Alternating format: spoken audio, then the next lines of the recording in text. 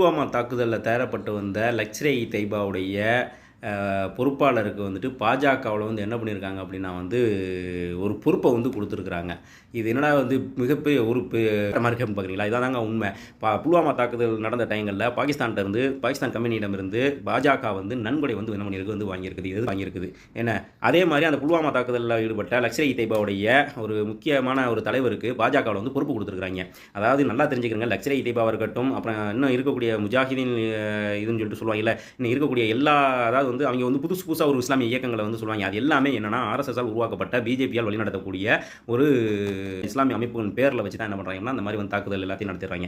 40 ராணுவ வீரர்களை என்ன குண்டு குமித்த இந்த மோடி, அமித்ஷா போன்றவர்கள் அயோக்கியர்கள் இன்றைக்கி வந்து என்ன பண்ணுறாங்கன்னா சிம்ம சொப்பனத்தை அனுபவித்திருக்கார்கள். இந்த வட இந்திய பான்பிராக் வாயனுங்க என்ன பண்ணுறாங்க அப்படின்னா வந்துட்டு ஓட்டையும் போட்டுக்கிட்டு மோடி வாழ்க்கை மயிர் வாழ்க்கைன்னு சொல்லிட்டு வந்துகிட்டு இருக்காங்க. இதுக்கு தமிழகத்திலேருந்து மடப்பைய மாரிதாஸ், ஆட்டுக்குட்டி அண்ணாமலை அப்படின்னு சொல்லிட்டு இன்னும் வந்து